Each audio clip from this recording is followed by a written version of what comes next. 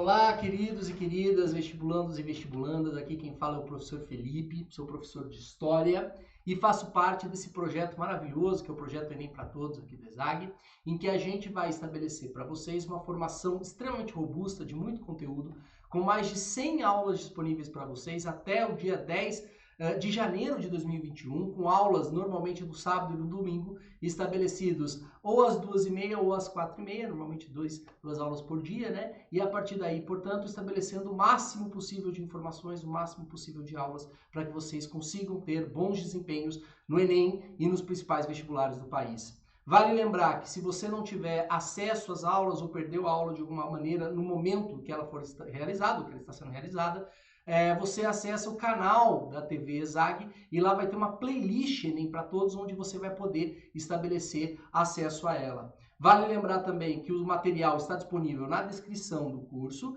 e que também está na página ESAG Solidário, onde você vai poder encontrar não somente essa, mas todas as aulas do curso disponíveis para vocês. Vale lembrar também que nós temos aqui a nossa @ESAGMedicina para que vocês possam seguir-nos no Instagram. Peço a vocês um joinha, peço a vocês aí um like para que vocês, portanto, nos ajudem a continuar esse processo. E também vale lembrar que durante essa aula nós teremos um plantonista no chat disponível para ajudá-los com todas as dúvidas possíveis.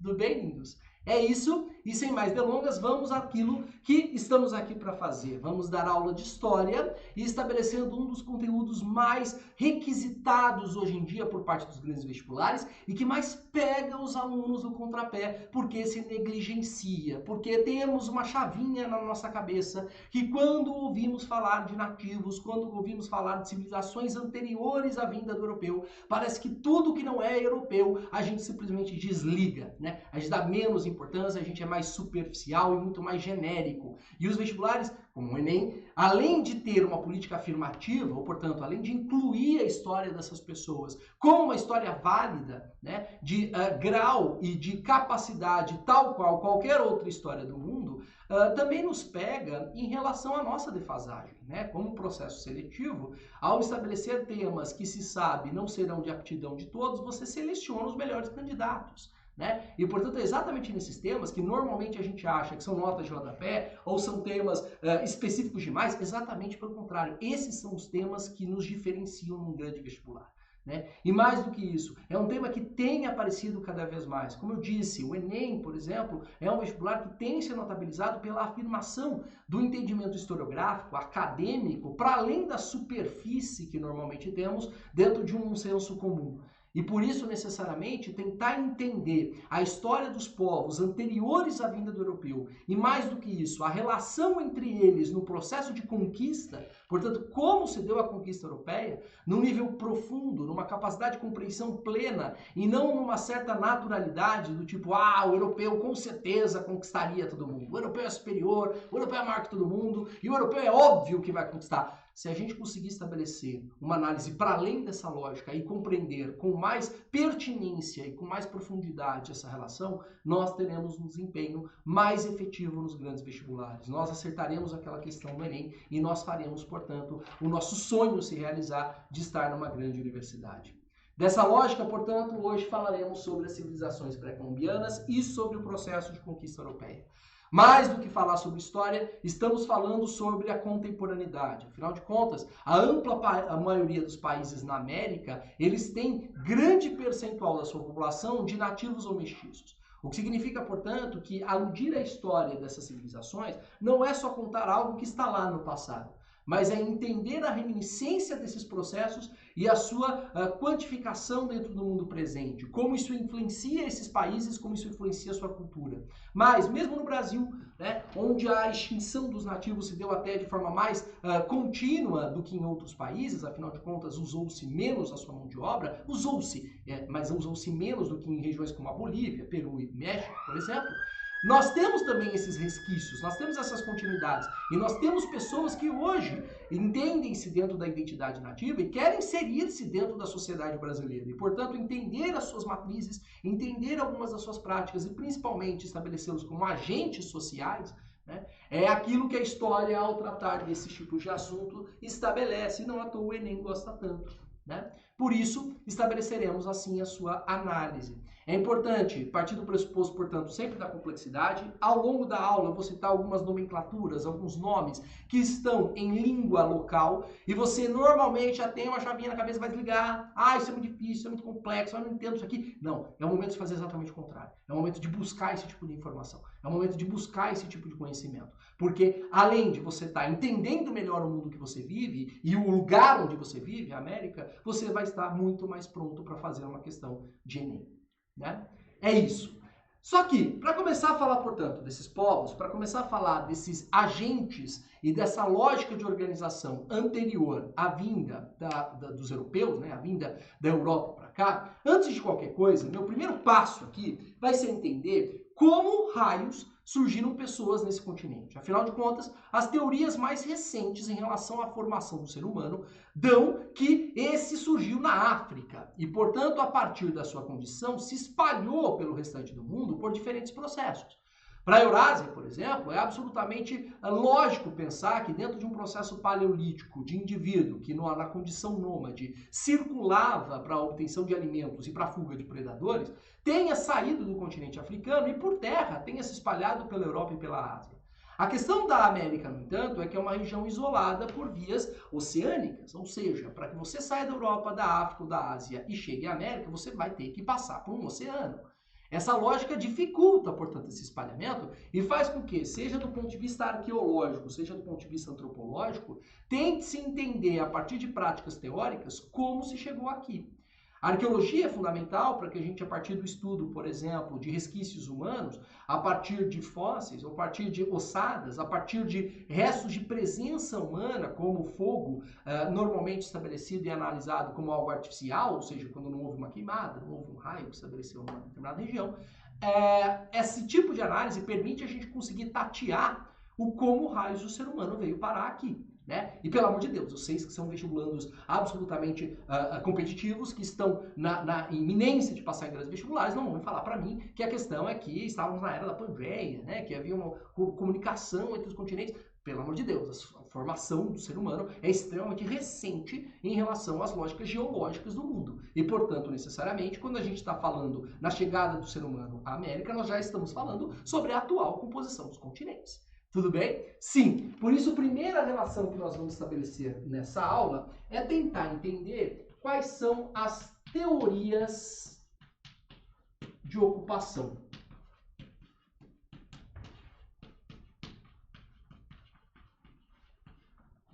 Como o ser humano chega ao continente americano e passa a poder povoar.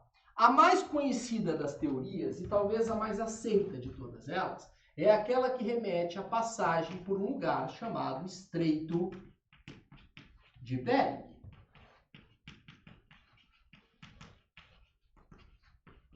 Uma região que normalmente nós que temos o mapa na cabeça ficamos confusos, afinal de contas, pela projeção de mercado que estabelecemos sobre uma lógica eurocêntrica que coloca a Europa no centro do mapa.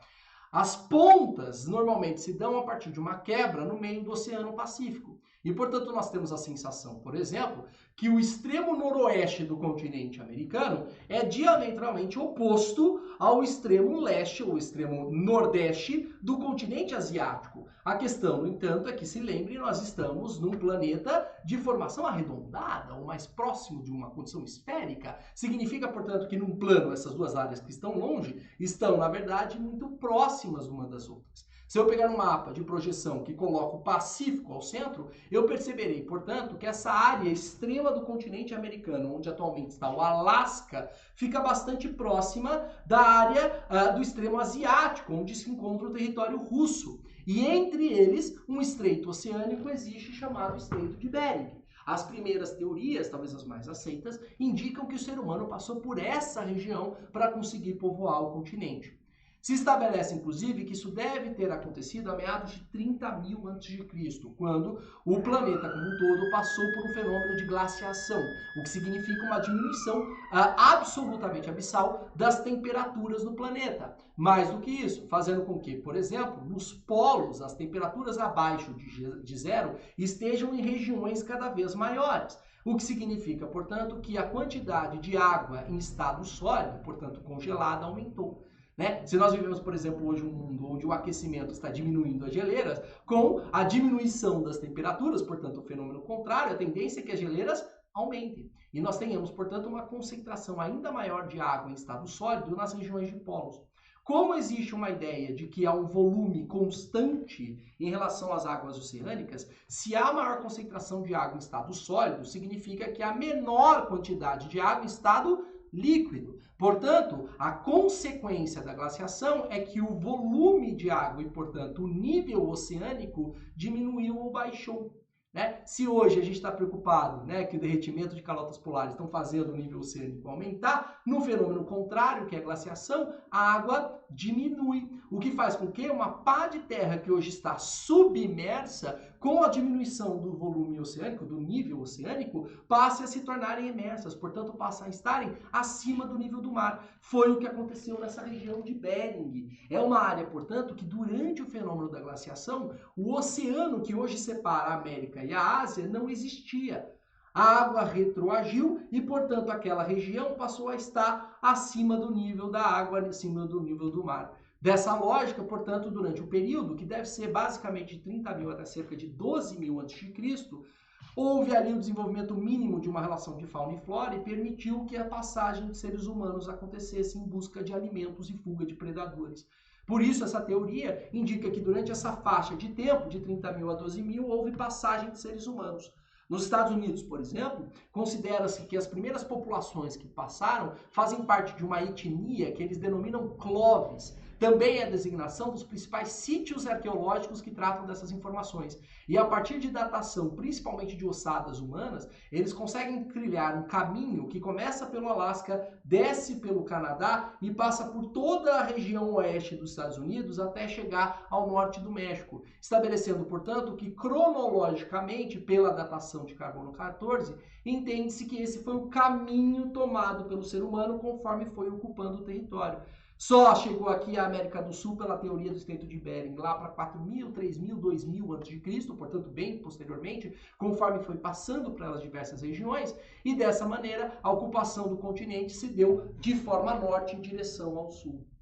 Por muito tempo essa foi a teoria absurdamente estabelecida e é ainda a teoria mais respeitada. A questão, no entanto, é que algumas investigações arqueológicas na década de 60 e 70 aqui no Brasil, lideradas pela Universidade de São Paulo e com participação de arqueólogos internacionais, como Nied Guidon, a arqueóloga francesa da Sorbonne, estabeleceram algumas escavações e encontraram em sítios arqueológicos, como no norte de Minas Gerais, algumas ossadas, entre elas a principal, a Luzia, que inclusive estava no incêndio do Museu Nacional, né, cuja datação ela remete a um período anterior ao que se presumia da ocupação da América do Sul. Ela data mais ou menos de 6.000 a 8.000 a.C., o que significa, portanto, que não bate com a datação da teoria do Estreito de Bering na chegada de indivíduos.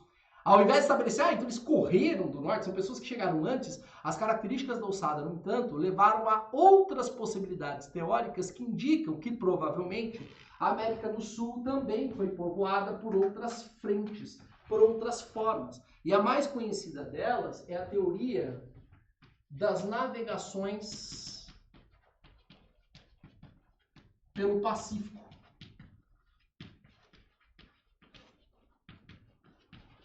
Existem determinadas condições arqueológicas que nos mostram que população da região asiática da subpenínsula, né, do desenvolvimento continental da Índia, né, portanto, da região da Índia, teriam desenvolvido práticas de navegação e teriam, a partir do Índico e depois do Pacífico, desenvolvido lógicas de locomoção marítima passando pelas ilhas, bastante abundantes naquela região.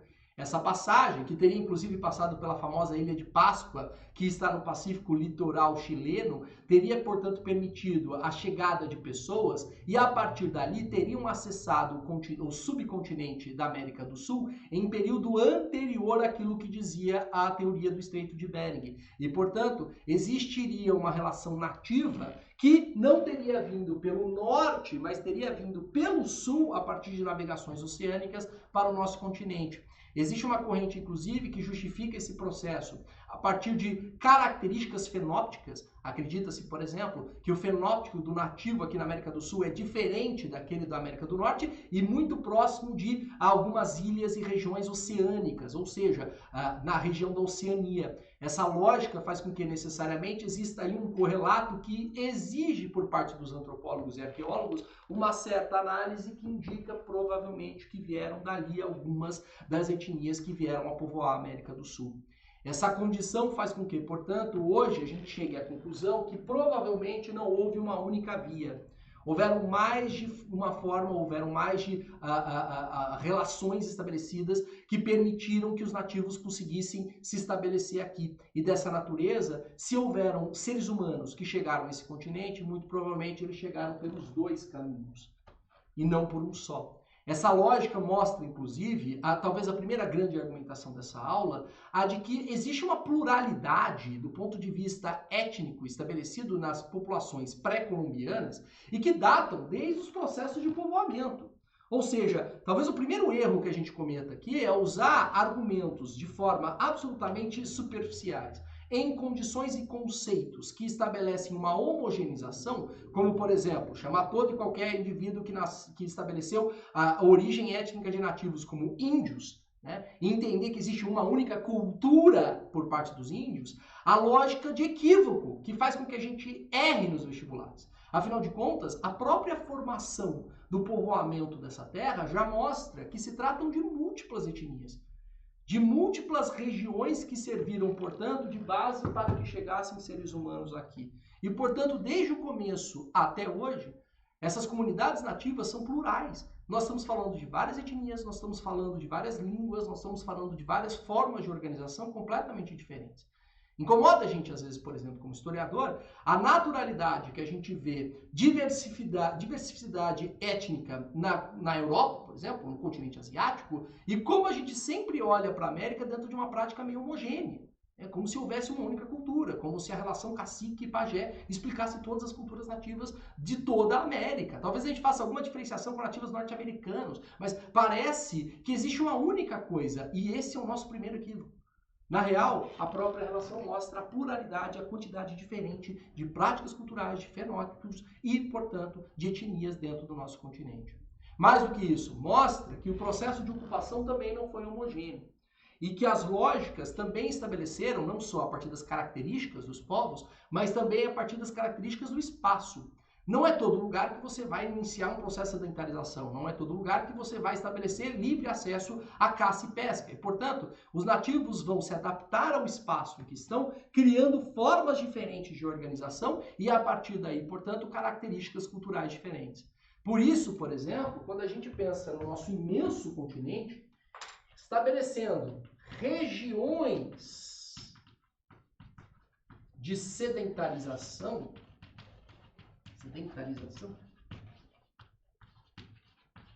ou seja, lógicas que permitem o processo de estabelecer fixação no espaço e conseguir desenvolver lógicas mais sofisticadas de organização social, isso não vai acontecer de forma homogênea em todo o nosso continente. Pelo contrário, vai acontecer de formas diferentes e vai se estabelecer em níveis de complexidades bastante diferentes.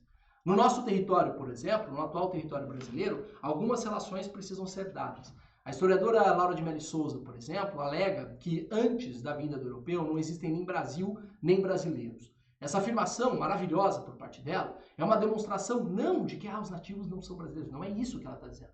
O que ela está dizendo é que a noção de Brasil é uma noção homogênea. É a constituição de que existe um Estado, de que existe um grupo de pessoas que, estando no Acre, estando no Rio Grande do Sul ou estando no Pernambuco, tendem a usar a mesma palavra ou a mesma relação identitária para se designar brasileiro. O que ela está dizendo é que antes da vinda do europeu, essa homogeneidade não é que não existe, ela não é possível. A característica dos povos que aqui viviam se deu pela heterogeneidade. E a partir daí, um processo de desenvolvimento cuja natureza de organização se dá a partir da fragmentação em diversos povos e diversas culturas que nunca criaram elementos de centralização. O nosso território não teve um grande império, ele não teve uma grande etnia que conseguiu se impor sobre as demais e construir a partir de um sistema de dominação uma larga territorialidade de controle. Pelo contrário, embora existissem rivalidades que o tempo todo estabeleceu a disputa pela terra por meio de acesso a alimento, a característica central é que nós não tivemos um grande povo a unificar o território. O único que chega próximo disso são aqueles que chamamos, dentro de uma lógica de universo étnico, de tupis-guaranis. Essa definição é normalmente uma definição baseada em tronco de natureza linguística, e, portanto, os povos tupi-guarani são os povos de língua tupi-guarani, mas cuja natureza de organização se dá pela pluralidade. Em si, isso já é uma generalização. É mais ou menos a mesma coisa que falar que franceses, portugueses e espanhóis fazem parte da unidade latina. Né? Tupi é uma determinada lógica de tronco linguístico que tem variações ao longo do nosso território e que estabelece, portanto, diferenciações. O fato de um indivíduo pertencer ao macro-universo tupi não faz com que ele tenha as mesmas características. Pelo contrário, originalmente são povos que se encontravam principalmente na bacia amazônica, em algumas regiões do litoral brasileiro, mas que conseguiram desenvolver algumas proeminências. A meados de 8.000 a.C., por exemplo, a gente tem lógicas estabelecidas pelos Tupi-Guarani que conseguiram minimamente se sedentarizar em áreas do litoral, formando aquilo que chamamos de sambaquis. Os sambaquis normalmente são formações artificiais, pequenas montanhinhas, estabelecidas por restos de ossadas e conchas, o que indica que houve ali uma determinada sociedade que se organizou por algum tempo e colocava seus dejetos alimentícios, né, na mesma região, no mesmo espaço, gerando a pequena montanha. Dessa lógica, portanto, nós sabemos que houveram algumas formas de sedentarização, só que elas sempre foram muito pequenas. Do ponto de vista da produção, por exemplo, nenhuma das grandes etnias que existiram no nosso território conseguiram desenvolver grandes formas de produção agrícola. Embora tivessem agricultura, inclusive desenvolvendo técnicas para conseguir estabelecer fertilidade na terra, como queimá-las, a lógica de organização plena por parte dos processos nativos se dava naquele momento por lógicas de complementação. A agricultura dentro desses povos tupi-guaranis complementavam uma dieta baseada na busca por alimentos por caça, pesca e coleta. Dessa forma, a circulação sempre foi algo necessário. Os Tupi-Guarani, inclusive, conseguiram criar um espalhamento por nosso território sem precedentes por outros povos, exatamente porque desenvolveu práticas de navegação, seja costeando o nosso território, seja internamente por rios, que permitiu a eles conseguir acessar regiões mais distantes. Por isso que hoje nós vemos resquícios tupis-guaranis, não só na bacia amazônica, em partes do litoral, que normalmente, originalmente, era o litoral nordeste e parte do litoral sudeste, mas também vemos presença de tupis-guaranis no litoral sul, em áreas do interior do centro-oeste, em áreas do interior do sul e até em países vizinhos como o Paraguai. Esse espalhamento, que se deu provavelmente a meados do século IX depois de Cristo, portanto, derivado dessa capacidade de navegação, é o que permitiu minimamente estabelecer que houve certa influência cultural a criar uma certa ideia comum de nativo. Aquela ideia que nós temos na cabeça, por exemplo, e que o português entrou bastante em contato quando chegou no nosso território, de que as organizações nativas se dão de forma coletiva, naquilo que chamamos de tribo, com moradias coletivas, o que chamamos de ocas, que estabelecem a partir daí lideranças guerreiras, que é o que a gente chama de cacique, inclusive, que o europeu erroneamente entendeu como um líder. O cacique, ele é um líder guerreiro. O que significa por guerreiro depois de líder? Ele só lidera em momentos de guerra. Né? No funcionamento comum da comunidade, esse indivíduo não é uma liderança, ele é mais um daqueles que vivem nas famílias nativas e que estabelecem lógicas de governo. Normalmente as decisões se davam de forma coletiva, em forma de assembleia, ou seja, o cacique ele não é um rei. Né? O Estado absolutista europeu, quando chega até aqui, tende a haver absolutismo onde ele estiver. Né? E na prática o que se deu, no entanto, pelo contrário, é uma má interpretação. O cacique ele é um líder em momentos de guerra. Né? Assim como existe a figura do pajé, que é uma figura de uma espécie de sábio curandeiro que tem a dupla função de controlar as lógicas de cura e também de armazenar os conhecimentos adquiridos por aquela comunidade e passá-los pelas gerações. Né? Não à toa, é muito comum que os pajés, conforme vão adoecendo, como catálogos humanos das informações daquela comunidade, passe a um novo pajé mais jovem para que, portanto, as informações sobre uma natureza oral permaneçam ao longo do tempo. Essa condição, essa forma de organização básica, para a gente, é algo bastante comum. Fomos, de alguma forma, educados desde a nossa infância de que essa é a cultura nativa, quando, na verdade, trata-se de uma forma de cultura nativa dentro do universo tupi-guarani. Minimamente se espalhou, porque afinal de contas, como eu disse, os tupis-guaranis são aqueles que mais ou menos conseguiram se espalhar pelo nosso território. Que a meados do século IX, por exemplo, atacaram na região sul povos de origem G, que não tinham as mesmas características. Os G, por exemplo, escritos com J, J-E, os G, por exemplo, desenvolveram práticas de construção e comunicação que permitiram a eles estabelecer glifos. Nós encontramos em algumas áreas do litoral de Santa Catarina glifos, formas de escrita desse povo de origem G que habitou o território até meados do século IX. Com a chegada dos Tupi-Guarani, num processo, portanto, de espalhamento, esse povo foi subjugado, ele foi controlado e gradativamente não só desapareceu, como foi aculturado pelos Tupi-Guarani.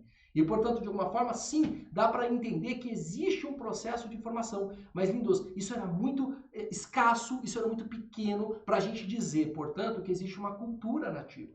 Pelo contrário, o que a gente pode dizer como resultado desse processo é que existem tentativas de subjugo, de controle. E, portanto, como existem rivalidades internas e como os Tupi-Guarani, ao chegar nas áreas litorâneas, subjugaram os G. Né? Não eram os nativos e crianças que viviam aqui ensinando as coletivas. Existe rivalidade, existe violência e existe disputa sobre o meio. Por outro lado, que nunca gerou uma homogeneidade plena. E que, pelo contrário, pela intensa fragmentação, pela distância territorial e principalmente pela não formação de um grande império de domínio, o que acontece, portanto, é uma heterogeneidade gigantesca. Nós temos diversas culturas de diversas línguas e que variam dentro de si. Dentro do universo tupi, por exemplo, nós temos os tupiniquins e os tupinambás. Os tupiniquins, muito comuns aqui na região do litoral de São Paulo, né, estado de onde falo, estabelecem uma lógica de organização que foi muito mais pacífica com o português e que permitiu uma relação de amizade, e diferentemente do Tupinambá, que tinha práticas antropofágicas e assustava o português pelas lógicas ritualísticas de comer carne humana. Dessa lógica, pertence ao mesmo tronco linguístico, mas tem hábitos culturais completamente diferentes. Né? Essa é a condição e essa é a característica do nosso território. Extremamente fragmentado e de povos completamente diferentes, apesar do tronco linguístico tupi-guarani. Por outro lado, pensando em formas de sedentarização plena, de formação de sociedades complexas, e Lindoso, a gente fala a palavra complexo, normalmente já vem à cabeça algo superior, né? Eu queria dizer exatamente o contrário. Quando eu falo em complexo, eu falo, portanto, de um processo de organização territorial em que uma região ou etnia conseguiu subordinar outras. E, portanto, o domínio territorial pouco tem a ver com superioridade intelectual ou cultural e muito mais com características guerreiras. Né? Eu sou capaz de apostar a vocês, todo e qualquer tipo de cidade ou qualquer povo da antiguidade que você olhe e fale, nossa, que grandes obras, que grandes realizações. É batata. Sempre houve ali um processo de submissão, um processo de imposição do trabalho. Né? Para que eu tenha grandes edificações, eu tenho que subjugar outro povo para que ele faça essas edificações por mim.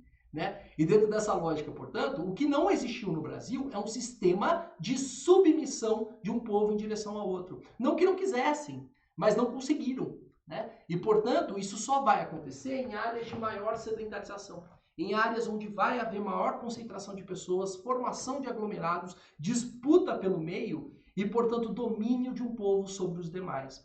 As duas áreas que eu gostaria que vocês se concentrassem, e reparem que farei aqui uma forma de organização baseada não nos aspectos geopolíticos, mas simplesmente pensando em lógicas espaciais.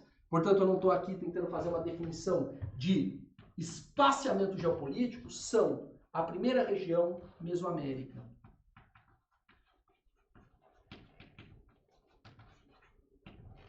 Literalmente o meio da América. Ah, professor, então não é América Central? Não, não é América Central. A América Central é uma divisão geopolítica do continente. Mesoamérica é uma divisão espacial baseada em certa unidade étnico-linguística, não a criar uma uniformidade, mas ao criar uma certa semelhança entre os povos que vivem numa determinada região. No caso de Mesoamérica, quais são as regiões que eu estou, de alguma forma, estabelecendo? Principalmente região de Honduras, Belize, Guatemala, e você já está me xingando falando, é América Central. Mas olha o último país, que eu vou colocar em amarelo porque é o principal deles, México.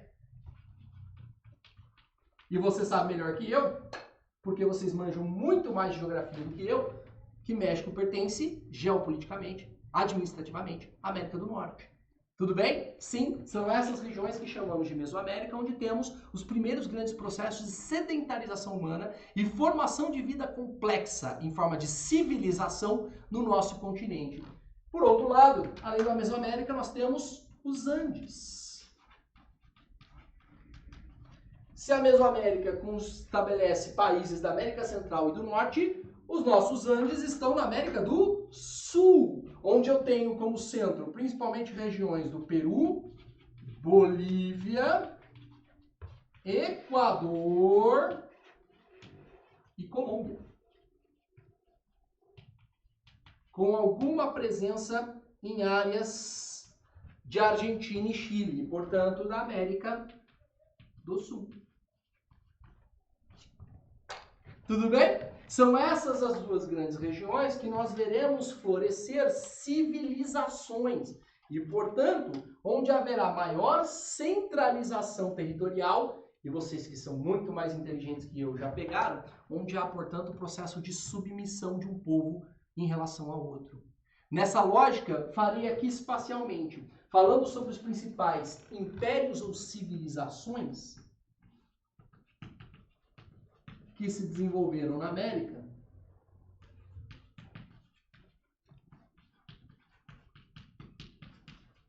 anteriormente à chegada do europeu, ou anteriormente à chegada de Colombo, lembrando que Cristóvão Colombo, amando da coroa espanhola, chegando a fevereiro de 1492 no Caribe, é oficialmente o momento de chegada do europeu. Lembra que tem algumas ideias que mostram que provavelmente vikings, normandos ou escandinavos tenham chego às áreas da América do Norte um pouquinho antes. Mas, oficialmente, ainda ficamos com Colombo como elemento de transição entre a vinda do europeu e a não vinda do europeu.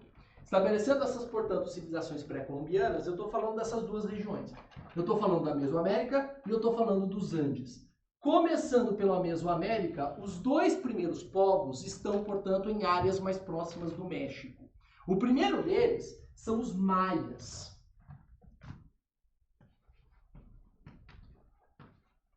Talvez aquele que exerça mais fascínio do ponto de vista do desenvolvimento intelectual e cultural por parte desses povos. Os maias são, sem dúvida nenhuma, um dos povos mais longevos a existir nesse território. Os maias são de mais ou menos 212 a.C. até 900 depois de Cristo. E, portanto, estabelecendo uma continuidade gigantesca sobre o mesmo espaço. Em relação a territórios, os maias habitaram principalmente Guatemala, Belize, Honduras e a região do sul do México, mais especificamente a península de Yucatán.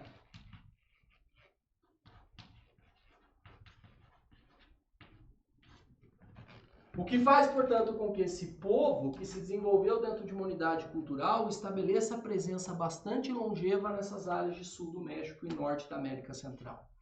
Talvez um dos povos que, de fato, possui uma relação mais abrangente em relação aos nossos conhecimentos. Os nossos queridos maias nunca desenvolveram um império. E sua forma de organização política é fragmentária. Talvez estabelecer um paralelo possível com os gregos na Europa, trata-se de uma unidade cultural, de um conjunto de cidades que falava-se a mesma língua, que tinha-se a mesma religião e que estabelecia mais ou menos os mesmos hábitos alimentares. Portanto, existe uma cultura maia, mas a organização política é em cidades-estado.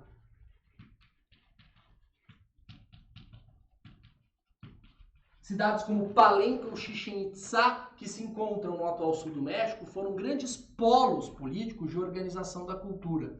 Os maias constituíram estados teocráticos que, numa natureza guerreira, tinham um imperador, não somente o líder da religiosidade. Vocês sabem que estado teocrático é quando política e religiosidade se misturam, e, portanto, o imperador, ou no caso, o rei da cidade, é também o sumo sacerdote, o principal religioso, Essa lógica de organização estabelece por parte dos nossos queridos maias uma condição guerreira de organização por parte deles em sempre apresar povos que vivem às margens da cidade. Portanto, a especialidade de uma cidade maia é atacar pequenas comunidades que vivem ao seu redor e, a partir dali, estabelecer lógicas de controle político e organizacional. Utilizavam esses indivíduos ou para mão de obra nas cidades ou para sacrifícios. Afinal de contas, dentro da sua religião politeísta, entendiam na adoração a deuses que normalmente se davam por parte de antepassados. Os maias acreditavam que uma vez que você morria, você se tornava uma espécie de espírito presente na vida dos seus sucessores. E, portanto, a partir dali, você era sempre um indivíduo com capacidades de poderes sobrenaturais de intervenção sobre a natureza. Nessa condição, tinha um status de divindade. Os antigos, aqueles que trouxeram os ensinamentos que os maias conhecem, são para eles deuses, assim como astros e assim como animais, estabelecendo a partir dali, portanto, uma conjuntura de deuses que eram sempre estabelecidos a eles dentro de uma lógica de comunicação. É sempre necessário para o maia que ele permaneça o tempo todo em comunicação com os deuses para que ele tenha equilíbrio nas relações de vida, para que ele tenha sucesso nas relações produtivas, numa economia agrícola que vivia basicamente de batata e milho como suas grandes produções. É dessa lógica, por exemplo, que esses caras vão desenvolver condições ritualísticas de sacrifício. Entendiam que ao estabelecer o final de uma vida da pessoa dentro de uma lógica ritualística, estaria-se assim cedendo energia acumulada nesse indivíduo para os deuses e permitindo assim, portanto, que eles pudessem estabelecer realizações.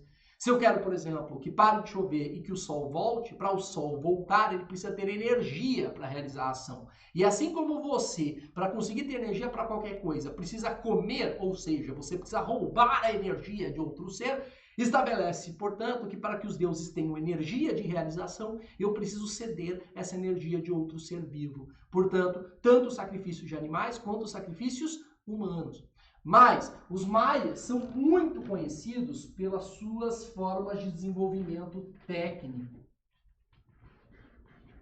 E que mais ou menos sempre tem a ver com as suas necessidades de vida. Por exemplo, os nossos queridos maias desenvolveram talvez a primeira grande forma de escrita do nosso continente. Existe uma outra sociedade chamada Olmecas, anterior a eles, que talvez também tenha desenvolvido escrita, mas como a gente tem muita pouca fonte, ainda são os maias considerados os primeiros a estabelecer escrita. Por que esses caras precisavam de uma linguagem escrita, normalmente feita em pedra, em forma de sinais? Porque esses caras estabelecem calendários.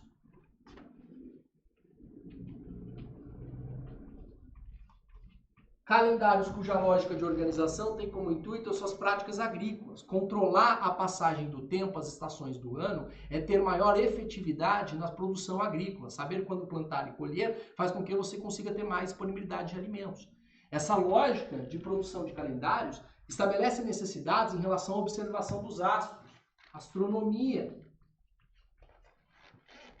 e um controle, portanto, sobre o mapeamento celeste absurdo. Para você conseguir sistematizar o movimento dos astros, você precisa ter matemática. Os maias talvez sejam o primeiro povo da história da humanidade a desenvolver não só a lógica do algarismo, os fenícios já tinham algarismo, mas constituir nas lógicas de cálculo a noção de nulidade. Portanto, o primeiro povo a ter o algarismo, a designação matemática do zero. Né? E ter, portanto, um símbolo para representar um nada.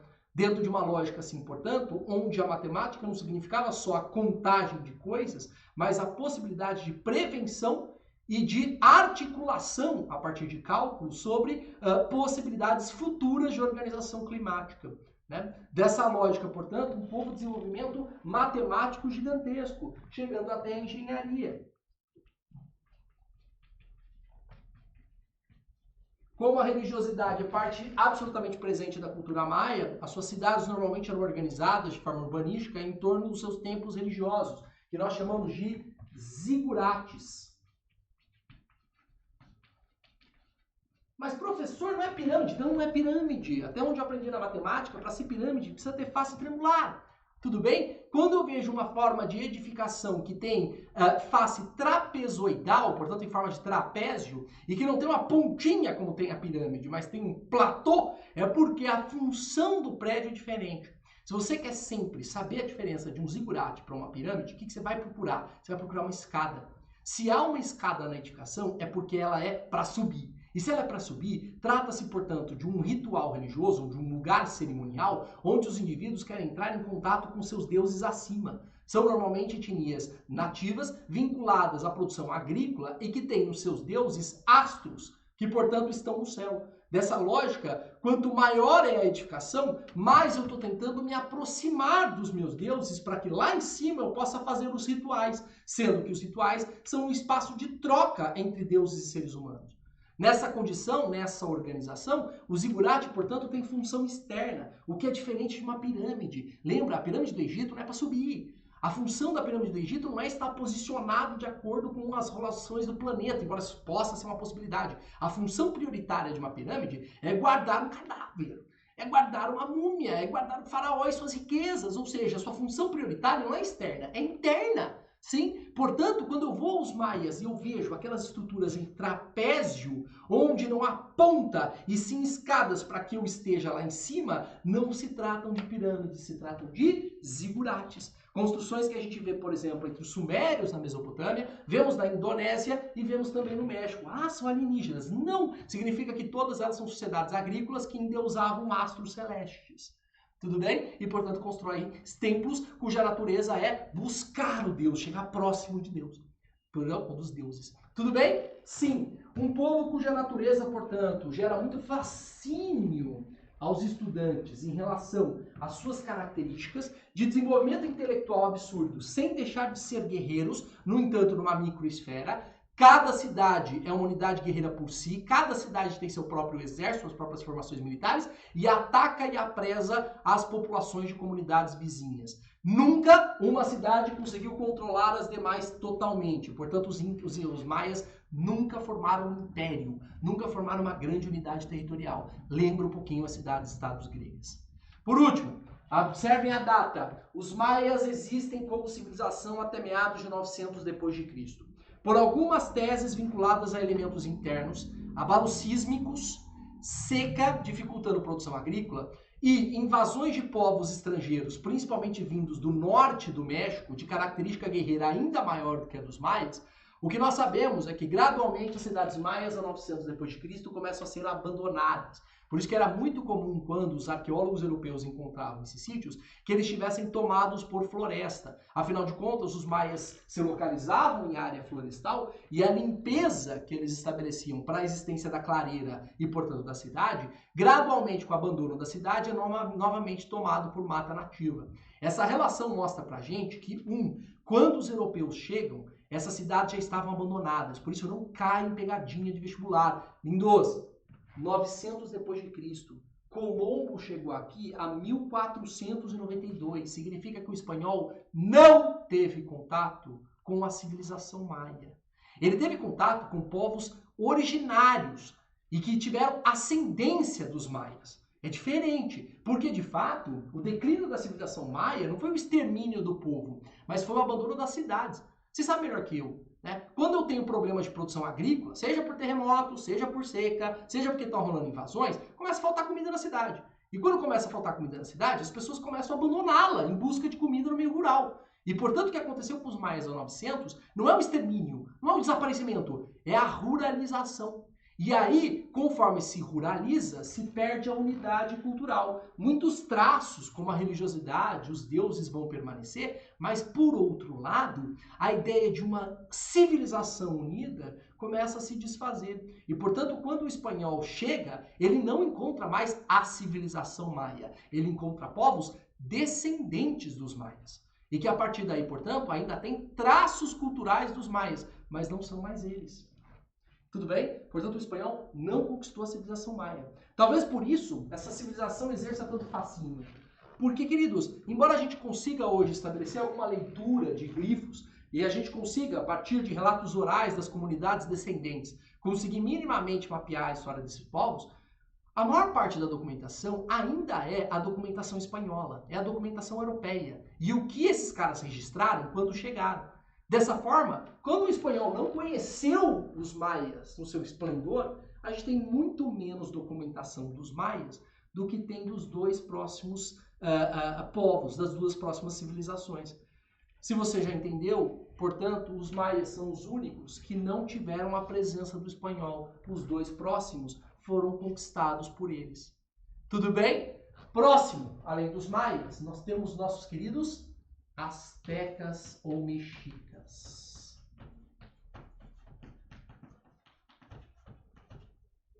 Lindos, aqui uma relação do ponto de vista do entendimento sobre a etnia te ajuda muito a estabelecer presença. Os astecas são também chamados de mexicas. Eu diria, inclusive, que o nome formal dos astecas é mexicas. O nome asteca ele é muito utilizado após o século XIX, quando se estabelece o Estado Nacional Mexicano. E para que você não confunda, quando eu falar, o mexicano, né? De quem que você está falando? Você está falando do povo pré-colombiano ou você está falando das pessoas que nasceram no atual México? Para não haver essa confusão, começa a se usar de forma mais popular a linguagem asteca, que era um nome que alguns povos do centro mexicano chamavam essa comunidade. O nome mais normal é mexica. E, portanto, o mexica é o povo do México, né? Se você tiver algum tipo de confusão, os astecas são dos anos. Não, pelo amor de Deus, os astecas são do México, né? É um povo que viveu mais ou menos de 1325 a 1521 depois de Cristo. Repare que em relação aos maias, eles são muito menos longevos, eles viveram um período muito mais curto de tempo, só que a gente conhece mais, a gente tem muito mais fonte, a gente tem muito mais relato. Por quê? Porque foi aquele que os espanhóis conheceram. E são aqueles que os espanhóis vão dominar. Os astecas, que viveram principalmente na região do centro mexicano, portanto, tem uma condição historiográfica mais conhecida exatamente por ter mais fontes de origem europeia, que, portanto, ao longo do tempo foram muito mais utilizadas para estudar a existência dessa sociedade.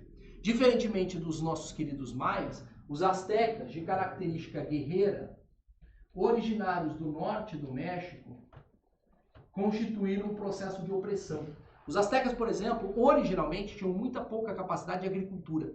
Era um povo que nasceu em áreas mais áridas do norte mexicano e que migrava a partir da elaboração da metalurgia em utensílios no combate e na supressão de outros povos. Foi combatendo e controlando outros povos que eles foram assimilando as práticas culturais e foram aprendendo a fazer agricultura, bem como incorporando relações religiosas e culturais. Inclusive, vai ter influência dos povos que descendem dos maias e vão entrar em contato com eles, absorvendo sua escrita. A escrita asteca é basicamente a mesma que a dos maias e as suas formas de calendário. Ambos estabelecendo um calendário que, pelo conhecimento astrônomo de origem maia, conseguia estabelecer uma relação de rotatividade da Terra muito parecida com a que se estabelece hoje. Os seus calendários, por exemplo, normalmente o calendário que a gente chama de civil, que era aquele que organizava a sociedade, era desenvolvido numa divisão de 18 meses com 20 dias cada um. Somando-os, mostra, portanto, que a quantidade de dias anuais era muito próximo da nossa atual concepção, mostrando como o conhecimento astronômico maia era gigantesco e como os astecas de alguma forma se beneficiaram disso. Mais do que isso, esses caras formaram um império. Como povo guerreiro e conquistador, criaram sistematicamente formas de manter povos oprimidos e sob seu controle. E assim, portanto, diferentemente dos maias, não tendo só uma cidade-estado, mas tendo uma cidade que controla uma vastidão territorial, portanto, um império. Sua principal cidade, e você tem que saber, cara. Mas é um nome difícil. Mas eu não manjo de língua nativa. Tem que saber. Você sabe o que é Atenas? Você sabe o que é Roma? Você tem que saber o que é México Tenochtitlán.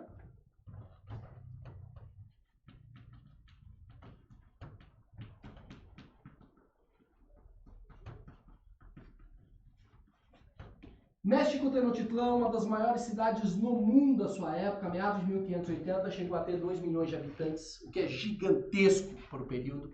Uma cidade extremamente organizada, que responde às características guerreiras dos astecas, é feita numa península, no meio de um lago, na parte central do México, chamado Texcoco. Ao ser numa península, ele tem, portanto, pouco acesso vindo da terra e faz com que seja uma cidade muito fácil de ser defendida. sob essa lógica, aproveitavam o fato de estar no meio de um lago para construir canais que passavam pela sua cidade, estabelecendo pleno abastecimento de água a todos os bairros. Planejamento urbanístico extremamente detalhado, onde tinha uma cidade sagrada no centro, onde só os verdadeiros astecas poderiam frequentar, e estavam seus zigurates religiosos. Em torno, os bairros, habitados por populações um pouco mais abaixo dentro do ponto de vista da nobreza, populações mais normais, até populações pobres em áreas mais periféricas, e uma área de mercado que permitia que os nossos queridos astecas estabelecessem lógicas comerciais. Esse é um povo que, ao controlar vários povos, conseguiu estabelecer circulação de mercadoria entre eles. E, portanto, além de fazer comércio, desenvolveu moeda, usavam sementes de cacau para estabelecer relações de troca e conseguiam circular entre diversas relações, tendo, portanto, variedade de produtos.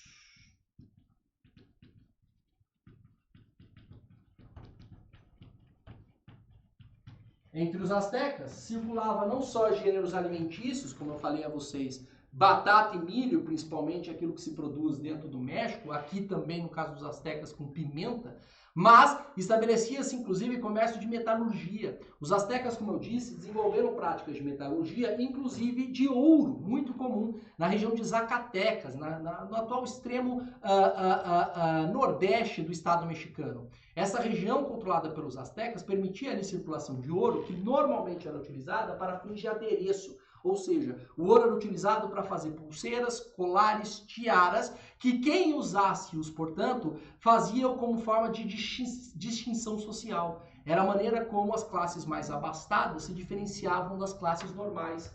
É um império organizado em castas,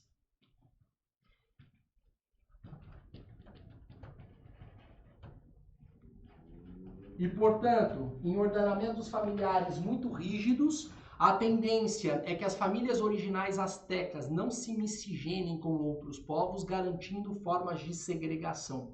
Existe uma nobreza asteca, que é aquela que habita o centro de Tenochtitlán e que se diferencia de todos os demais. São aqueles que monopolizam a guerra, controlam as forças militares e não trabalham na produção agrícola. Pelo contrário, embora exista uma pequena classe intermediária de comerciantes, a ampla maioria das pessoas no Império Azteca não vivem dentro de México Tenochtitlán, sua capital, mas vivem a partir das áreas rurais ao redor. A ampla maioria da população, portanto, vive no campo. E são os indivíduos que, subjugados pelos astecas, trabalham para eles como forma de subjugação. Normalmente, do ponto de vista tributário, o asteca estabelecia dois tipos de opressão.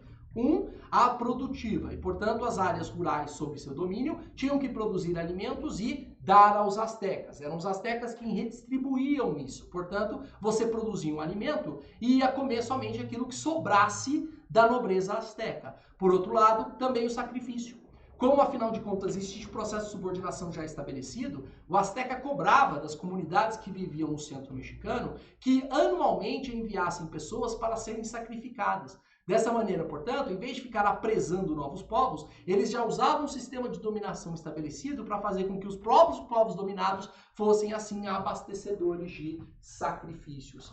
Dessa lógica, um sistema de dominação extremamente violento, que pelos censos estabelecidos hoje, tende-se a pensar, o Império Azteca tinha mais ou menos de 20 a 25 milhões de pessoas, vou trabalhar com dado de 25 milhões, embora possa, qualquer número aí no meio é absolutamente possível, sendo que a cidade de Tenochtitlán, no máximo, teve 2. Ou seja, dos 25 milhões, 2 milhões são de fato astecas, são aqueles que pertencem à elite tradicional ou moram na capital. Os outros 23 são outras etnias, outros povos, de outras línguas, que são controlados pelos astecas. A religião asteca estabelecia que eles eram uma espécie de povo escolhido dos seus deuses, ou seja, eles não tinham a menor intenção de espalhar sua religião.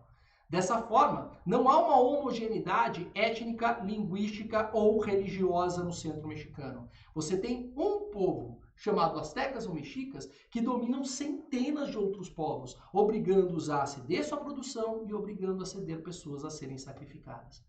É nessa lógica que, portanto, qualquer tipo de desvio da sua cabeça, que entenda populações nativas ou indígenas como boazinhas, que devem ser de alguma forma assim, portanto, tratadas como pequenas crianças a serem protegidas, deve sair da sua cabeça imediatamente.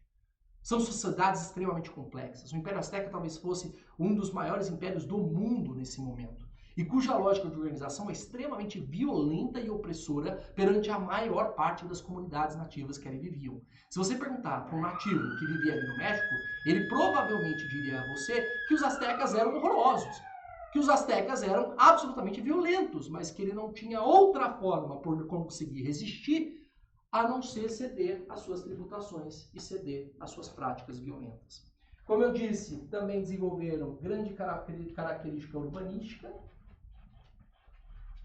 Também estabeleceram um Estado teocrático de natureza imperial e de religião politeísta. E como última relação que me interessa em relação aos astecas, alguns aspectos técnicos. Por viver em área de lago, tiveram que desenvolver lógica de produção agrícola, onde criaram o que chamamos de chinampas, ilhas artificiais em que tiravam terras das montanhas ao redor do lago e jogavam no lago para criar ilhas artificiais. Ali, portanto, conseguiam estabelecer produção agrícola que sustentava a sua cidade. Mais do que isso, na sua língua original, o nahuatl,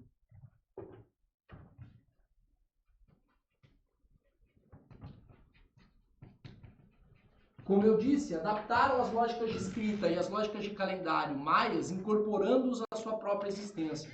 Por último, os nossos queridos astecas tinham uma equilibrada e extremamente sofisticada forma de administração territorial, dividindo o seu império em províncias, com governadores encarregados de gerir cada um dos territórios, garantindo assim maior controle dos astecas sobre as populações subjugadas, e estabelece um tipo de monarquia bastante única.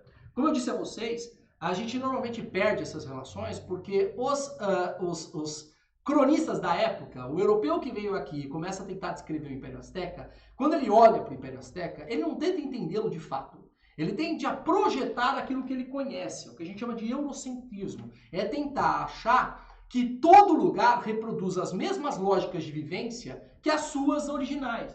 E, portanto, como as monarquias europeias eram absolutistas e hereditárias, os primeiros cronistas espanhóis, ao detalhar os astecas, achavam que eles também eram uma monarquia hereditária, absolutista, onde o monarca governava de acordo com a sua vontade e passava a filiação às suas condições monárquicas. O que sabemos, no entanto, é que isso não é verdade. O Império Azteca, na maior parte do seu tempo, foi uma monarquia eletiva. O que significava isso? Quando o monarca morria, a sua função teocrática nunca foi a de divinização. O monarca não era Deus. O monarca não era filho de Deus. O monarca era um sumo sacerdote. Mais ou menos como o Papa é dentro da Igreja Católica. Ele não é Deus. Ele é um ser humano que representa, que está mais próximo de Deus. Dessa lógica, quando o imperador morria, não existe nada dentro da cultura azteca que indique que o sucessor tem que ser o filho.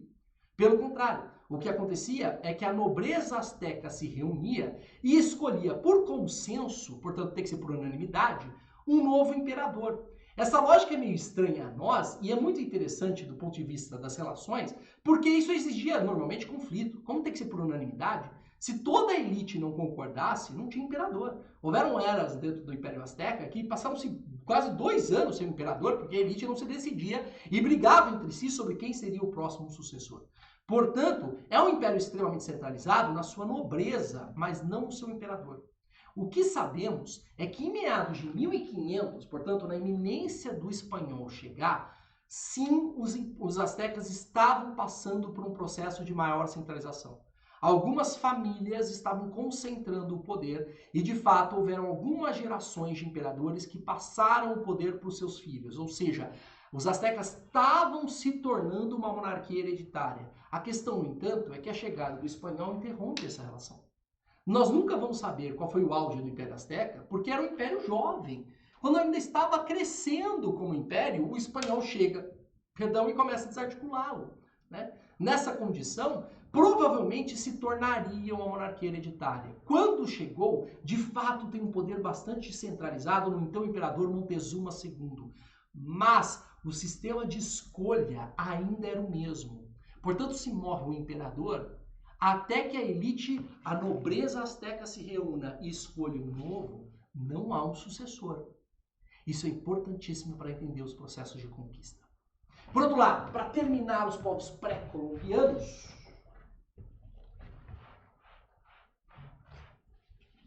Para terminar os povos pré-colombianos, temos aqueles que chamamos de Incas. Lindos, lindos. Os dois primeiros, Mesoamérica. Maias e Astecas ou Mexicas, México. Aqui, quando a gente fala dos Incas não. Os Incas a gente traz para cá. Os Incas não pertencem à região da Mesoamérica. Os Incas são a grande civilização, o grande império que se desenvolveu nos Andes, portanto na América do Sul. Reparem que cronologicamente é muito próximo dos astecas. 1320 aproximadamente até 1533. Também é um império jovem e que será interrompido pela chegada europeia. Um império muito mais parecido com os astecas do que com os maias, por motivos óbvios. É um império, mas característica guerreira. Esse império que tomou a região andina, portanto, e que sempre teve como principal região central o atual Peru, não à toa, sua principal cidade, centro, é a cidade de Cusco, que na língua inca, o Quechua,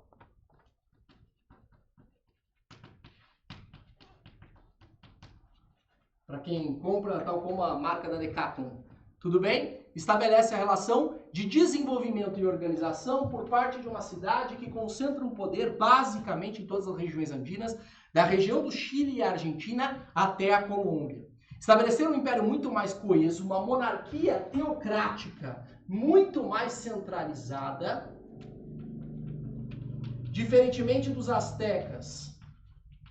O Sapa Inca, o imperador Inca, não é um representante de Deus, ele é um filho de Deus. Entende-se que o imperador Inca é um filho do deus Sol, o deus Inti, um dos deuses mais importantes da cosmogonia, do universo de crença por parte dos Incas. E, portanto, como o império do Sol, o império Inca nada mais é do que o controle do deus e dos seus filhos sobre aquela região. Dessa lógica, como o imperador é filho do Sol, é óbvio que o poder vai sempre passar de forma hereditária. Sempre vai passar de pais para filhos. Dessa lógica, nós temos uma organização extremamente centralizada. Mas, com relações religiosas, Cusco, em Quechua, significa umbigo do mundo. O que significa isso? É uma região de comunicação entre os Incas e sua mãe. Se eles são filhos do Sol por parte do pai, por parte de mãe, são filhos da terra, Pachamama. E, portanto, a capital não é só um centro político, é um centro espiritual, é um centro religioso. É dessa forma que os Incas conseguem organizar um arcabouço religioso dentro das regiões andinas, em que todos aqueles que acreditam no mesmo universo de crenças, que têm os mesmos deuses politeístas,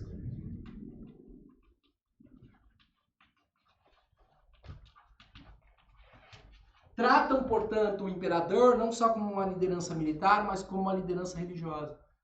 Trabalhar e se subordinar para o imperador é a mesma coisa que subordinar a um deus. E, portanto, o trabalho tem um quê de crença e oferenda. Como se, portanto, agradar o imperador seja agradar ao deus e, portanto, ter uma vida estável e equilibrada no mundo. Essa lógica de organização cria um império extremamente forte. Diferentemente dos astecas, no entanto, estabeleceram outras lógicas de trabalho. Entre os Incas, não se desenvolveu escrita, não se desenvolveu moeda e não se desenvolveu comércio. No máximo, como lógica de contagem matemática, estabeleceram o que a gente chama de quipus, que são pequenos varais feitos de cipó, onde a quantidade de nós e o tamanho deles em cada varal indicam um numeral. E a partir daí, portanto, estabelece possibilidade de conta e catálogo, mas que nunca conseguiu desenvolver plenamente uma relação de escrita. Não houve necessidade. As lógicas de domínio eram diferentes. Pelo contrário, temos aqui uma sociedade agrícola baseada principalmente, de novo, batata e milho, no caso aqui também o tomate, que para conseguir produzir em áreas tão declivadas como os Andes, estabeleceram o que chamamos de terraças, que são pequenas curvas de níveis feitas com pedras, permitindo, portanto, áreas planas de plantio, bem como escapes de água de forma canalizada, para que as enxurradas vindas do cume das montanhas caiam em direção aos vales sem levar o restante da produção agrícola. Esse desenvolvimento técnico absurdo permitiu, por exemplo, construção de edificações gigantescas em forma de templos e palácios em área tão abalada por lógicas sísmicas, por terremotos. A partir daí, portanto, os incas tiveram desnecessariamente uma lógica de desenvolvimento tecnológico absurdo para permanecer ali. Por outro lado, dentro de uma condição de exploração contínua. Do ponto de vista da alimentação, além da agricultura, tinham pecuária, principalmente de alpacas e lhaminhas, que serviam para eles tanto como abastecimento de carne, transporte de mercadorias, na verdade de bens, né? E também como forma de matéria-prima para estabelecer roupas com as suas pelagens, fazendo com que não só roupas, mas seus lindos tapetes pudessem ser estabelecidos com pelagens de lhamas e alpacas. Por último, estabelecer uma relação de trabalho que nós vamos caracterizar como servidão coletiva,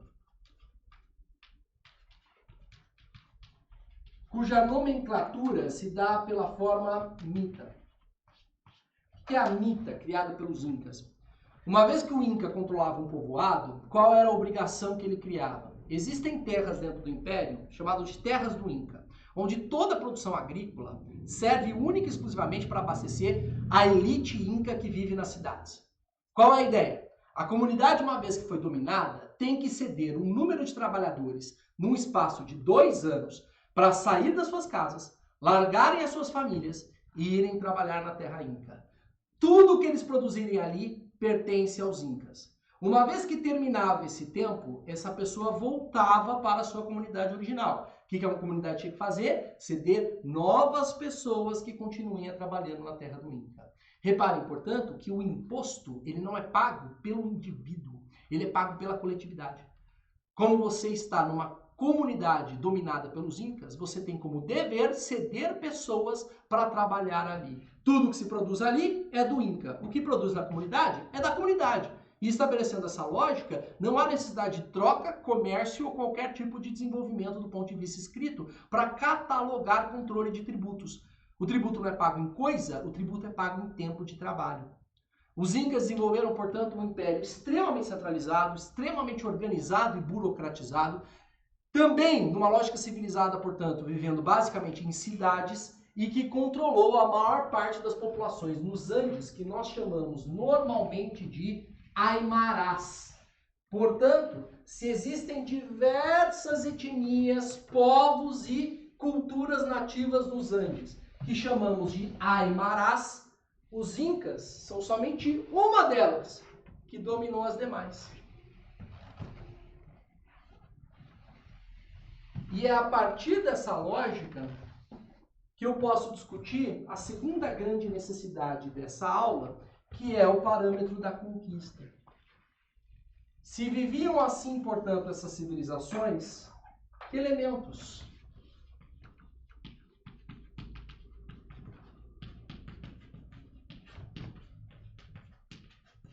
possibilitaram a conquista europeia por parte delas? Isso não é uma resposta simples. Essa não é uma resposta fácil. Afinal de contas, estou falando de impérios extremamente centralizados, militarizados e fortes, dominantes, em que a chegada de espanhóis não simplesmente desarticula sua existência. Como forma de dados, mais ou menos a missão de Cortés, o espanhol responsável por conquistar Tenochtitlán, a capital dos astecas, a 13 de maio de 1521, tinha 309 pessoas. Lindoso, 309 pessoas. Os astecas eram 25 milhões. Como que 300 pessoas conquistam 25 milhões? E você quer achar explicação fácil para isso?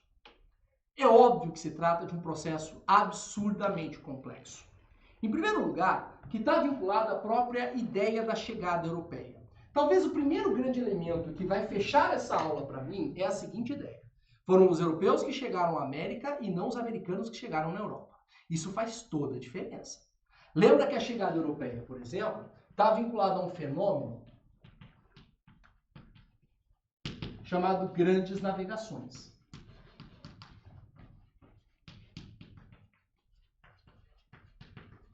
E, portanto, desenvolvendo por parte do final da Idade Média, começo da Era Moderna na Europa, o desenvolvimento de estados absolutistas e modernos, como Portugal, que começam a se lançar no mar em busca de objetivos econômicos e espirituais.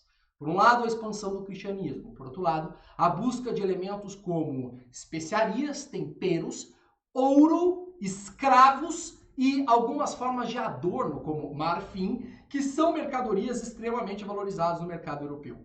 Conforme se desenvolvem práticas comerciais, obviamente os produtos mais valiosos na Europa são aqueles que não são provenientes da Europa. Né? Um comerciante que vende trigo, que é um produto razoavelmente capaz de ser produzido em boa parte da Europa, não é um comerciante que vai lucrar bastante. Afinal de contas, como você consegue convencer um indivíduo a comprar um produto que ele também consegue produzir? A grande diferença numa relação de mercado que se desenvolve na Europa no período moderno é como você, ao entrar em contato com zonas climáticas, espaciais e culturais diferentes, tem acesso a tipos de alimento que te permite ostentação social. Um rico burguês terá ali um pouquinho de açúcar na sua casa porque isso lhe faz se sentir superior a todos os outros daquela cidade. E, portanto, a partir do requinte das relações de consumo, desenvolvendo para essa possibilidade uma lógica de organização na busca sistêmica por essas mercadorias. E por isso a Europa começa a se jogar no mar. Você deve se lembrar, por exemplo, que Portugal começa a costear a África, naquilo que chamamos de périplo africano, em busca do caminho para as Índias. E a partir daí, como a chegada do europeu à América mostra-se em certo sentido de forma acidental. Você deve se lembrar que o indivíduo que chega aqui é um indivíduo chamado Cristóvão Colombo.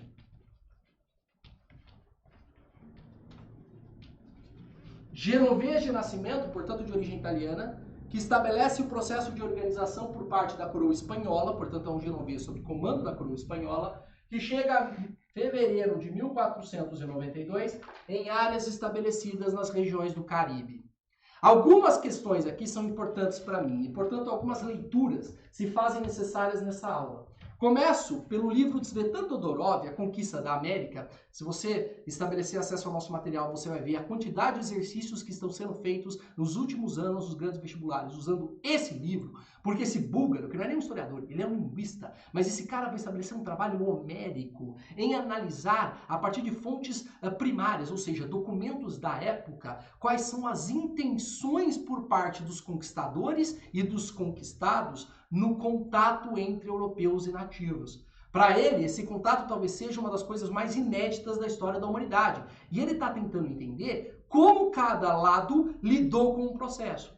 Nessa lógica, quando ele descreve algumas das ações do Colombo, baseado nos seus diários de bordo, ele mata a charada. Presta atenção nisso aqui. Ao relatar o processo de expansão por parte de Colombo em relação à rota marítima, ele diz: não será nada surpreendente notar a pouca atenção que Colombo dá às línguas estrangeiras. Presta atenção. Sua reação espontânea, nem sempre explícita, mas subjacente a seu comportamento, é que, no fundo, a diversidade linguística não existe, já que a língua é natural. Colombo, portanto, é um indivíduo que entende que não existe diversidade. Para ele, língua é um aspecto natural do ser humano, não uma construção social. E, portanto, todos têm língua. A questão é desenvolver. Todos vão falar a mesma língua, desde que sejam levados a isso. O que se torna ainda mais surpreendente na medida que o próprio Colombo é poliglota e, ao mesmo tempo, desprovido de língua materna. Aqui o Todorov é bem irônico. Ele fala: pratica tão bem ou tão mal o genovês quanto o latim, o português e o espanhol. Mas as certezas ideológicas sempre souberam superar as contingências individuais. Se ele acha que existe uma língua natural, como é que ele explica a diversidade linguística? Ele fala: é a mesma língua com palavras diferentes. Portanto, português, inglês, espanhol é a mesma língua. Se você aprender a palavra, você entende a falar outra língua. Sabe, tipo, quando a gente vai para Buenos Aires e a gente acha que a gente vai conseguir se comunicar só falando alguma palavrinha diferente? Ah, aprende lá o que é embaraçado e eu já sei que a mulher está grávida e pronto. Né? Como se, portanto, isso bastasse para você entender o idioma espanhol, entender uma outra cultura. Esse é Colombo. Colombo é o brasileiro em Buenos Aires. Olha o que ele vai falar. Até sua convicção da proximidade da Ásia, que lhe dá a coragem de partir, baseia-se no mal-entendido linguístico caracterizado. É opinião comum em sua época que a Terra é redonda. Então parou. Ah, mas espera lá. Portugal costeou a África. Colombo não. Colombo, para tentar chegar às Índias, e seu objetivo era as Índias, ele sai do porto de Sevilha, a dezembro de 1491, e ele vai em direção ao Ocidente. Aí eu sempre aprendi, não, porque Colombo achava que a Terra era redonda, enquanto todo mundo achava que era plana. Por que não se viajava para o outro lado? Porque achava-se que ia cair. O nosso querido Todorov já matou o seu argumento. Ele já falou, não. É convicção na época dele, queridos, eu estou falando de uma época renascentista, quase, que a Terra é redonda. O problema não é esse. Presta atenção. É opinião comum em sua época que a Terra é redonda. Mas acredita-se, com razão, que a distância entre a Europa e a Ásia pela via ocidental é muito grande e talvez até demais.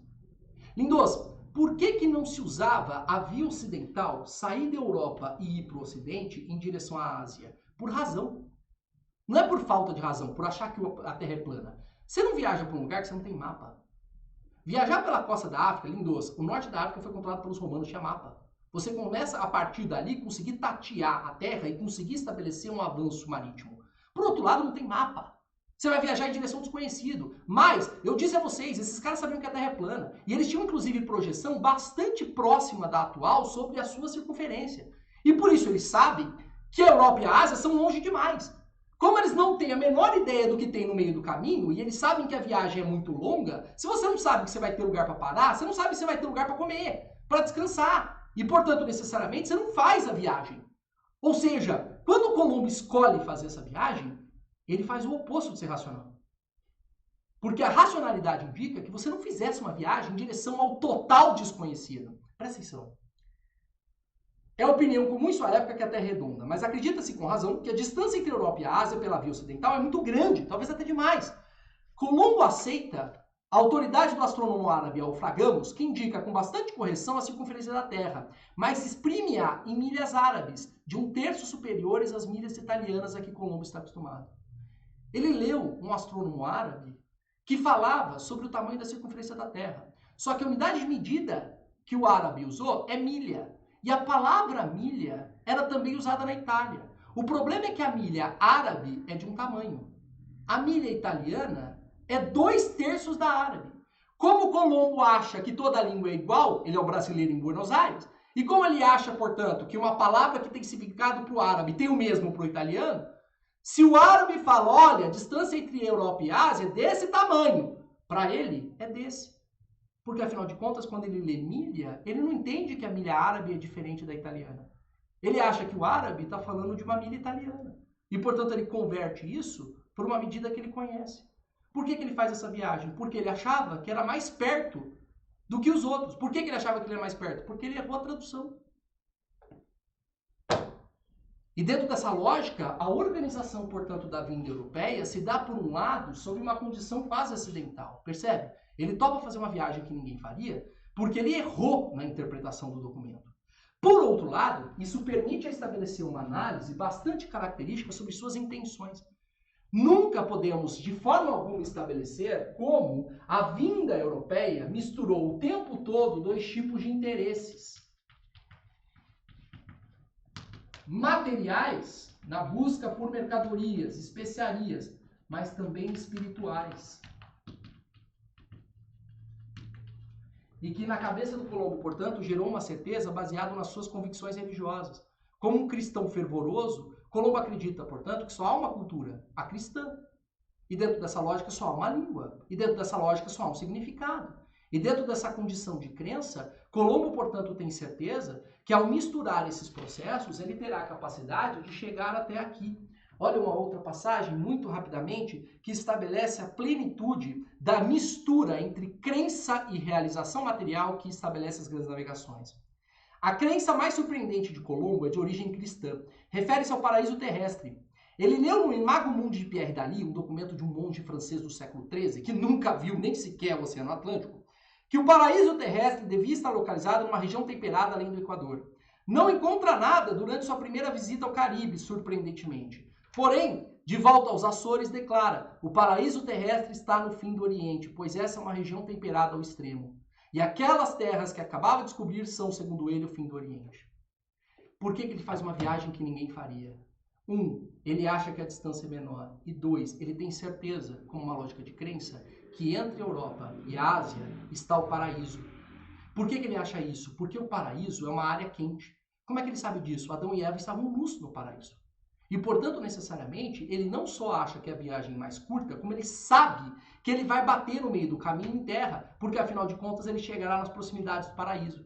Dessa maneira, com Pintanim e Santa Maria, 3 embarcações dadas a ele pela coroa espanhola, ele parte em dezembro de 1491 do Porto de Sevilha em direção ao oeste, sabendo que chegaria às Índias e que no meio do caminho pousaria no paraíso.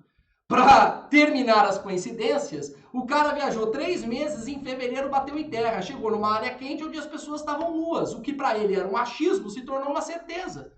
Eu cheguei próximo do paraíso.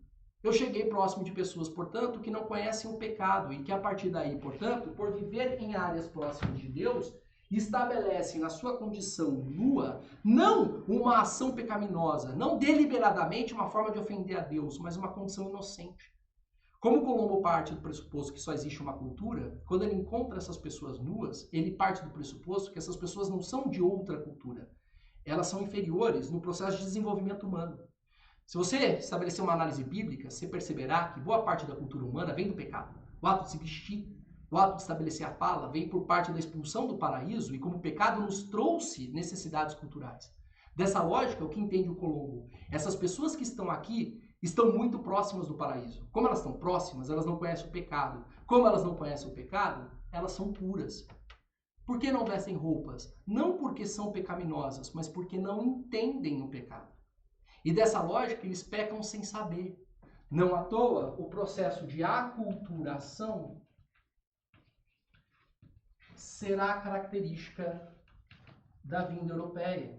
E vai permear o nosso olhar até hoje sobre essas comunidades. Afinal de contas, a lógica de organização plena por parte desses espaços estabelece por parte de Colombo e do olhar europeu a ideia não que o nativo tem uma cultura inferior, mas que ele não a tem.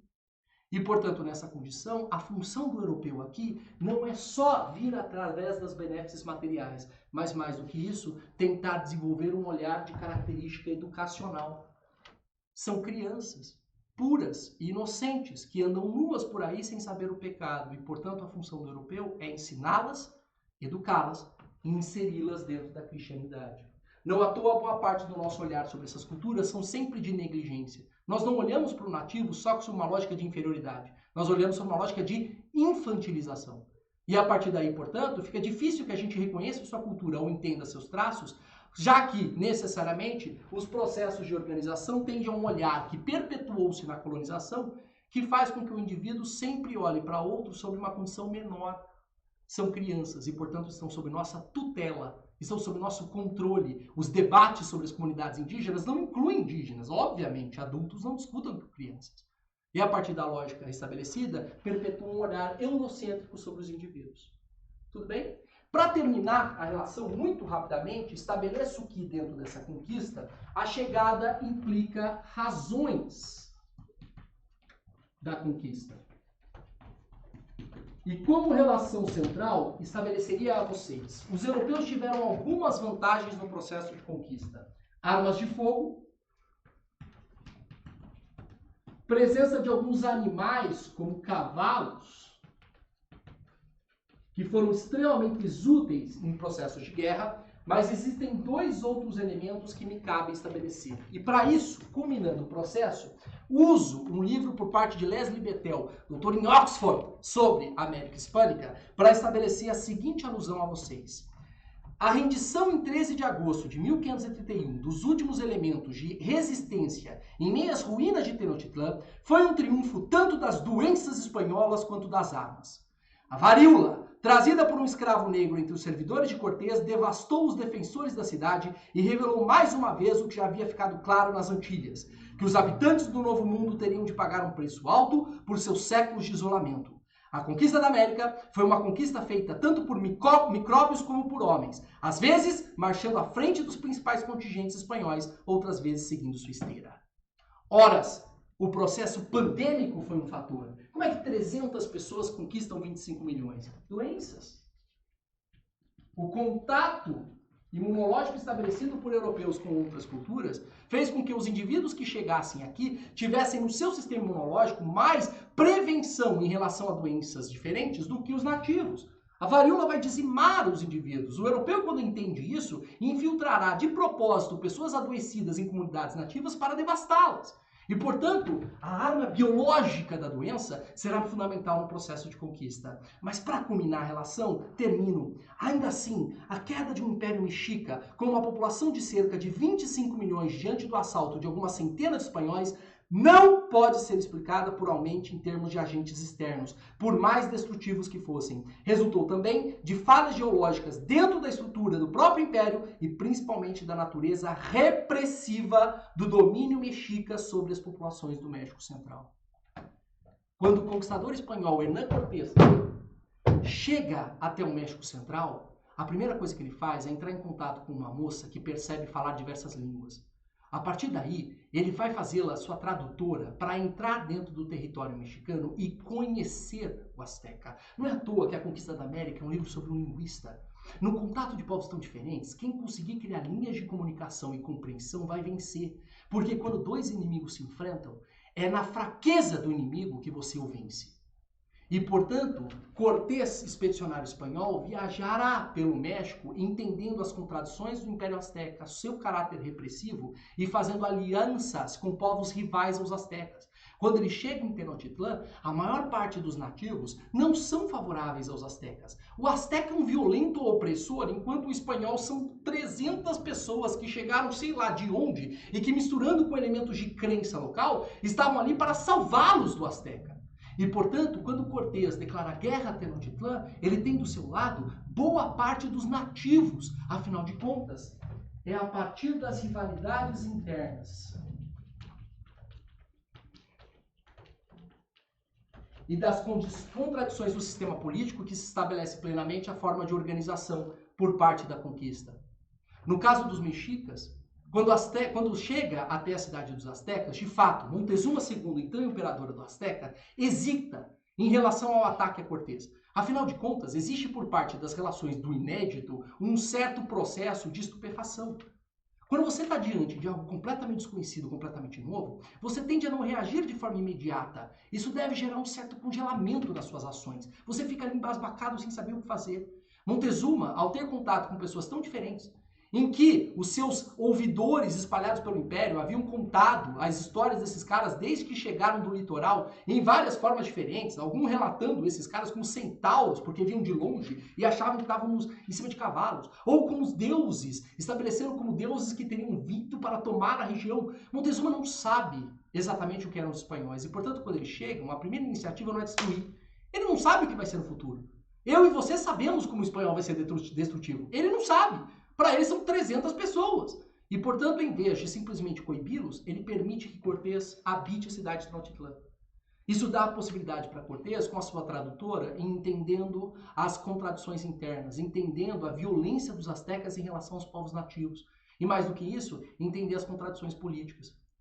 Ele ganha a confiança de Montezuma, captura Montezuma e o mata. Quando ele o mata, Lindoso, o azteca não tem monarquia hereditária. E, portanto, a elite tem que se reunir para escolher um novo império. Significa que Cortés ganhou tempo. Enquanto a elite se reúne para decidir o que fazer e escolher um novo imperador, há tempo de novas milícias espanholas irem chegando e ele conseguir com sucesso ir minando gradativamente o Império Azteca. O erro é achar que a conquista se deu num dia. Ela se dá progressivamente, conforme o espanhol vai tendo maior capacidade de compreensão. Eu disse, o espanhol vir à América faz diferença. É muito mais rápido para o espanhol assimilar as diferenças e compreender as contradições internas do que para o azteca. Porque, afinal de contas, o espanhol está vindo. Ele espera encontrar algo desconhecido. Enquanto o azteca é aquele que está sendo pego de surpresa. Na capacidade de comunicação, portanto, por ser o agente e não o passivo, é que faz com que, portanto, os espanhóis entendam as contradições do império, consigam mobilizar os inimigos aztecas contra eles e usem as estruturas políticas a seu favor. Ele sabia que só de matar Montezuma, ele conseguiria fazer o Império Azteca ficar sem liderança. E a partir daí, portanto, ganhar tempo para destruí-lo. No caso dos Incas, o estabelecimento por parte do conquistador e que vai, portanto, permitir a conquista de Cusco se dará de forma bastante parecida. Francisco Pizarro chega no momento em que os Incas viviam uma guerra civil. A morte do então imperador Manco Inca estabeleceu a existência de dois filhos, Atahualpa e Huanca. Como não existia a lei do primogênito, os dois poderiam ser imperadores e estavam em disputa. Atahualpa havia se refugiado numa cidade ao norte chamada Quito, enquanto Huanca ficava em Cusco. O que estabeleceu? Pizarro, vindo da Venezuela, encontrou primeiro Huanca, ofereceu seus serviços militares Atahualpa, ofereceu seus serviços militares para Atahualpa para lutar contra o irmão. Atahualpa usa os serviços espanhóis, desce a Cusco, vence o irmão e se proclama imperador. Portanto, Atahualpa adora Francisco Pizarro, pois ajudou-o a vencer o seu irmão. Ganhando a confiança do imperador, ele mata o imperador no momento apropriado e já com forças espanholas tomando a região dos Andes, consegue, portanto, ocupar o império. Perceba, se você não entende as contradições internas e não as manipula, seja os sistemas de sucessão política, seja o aproveitamento de uma guerra interna, não tem conquista. Conquista depende de compreensão. Vencer um inimigo depende de entendê-lo nas suas fraquezas. E, portanto, o processo de conquista não pode ser pensado só a partir de elementos externos.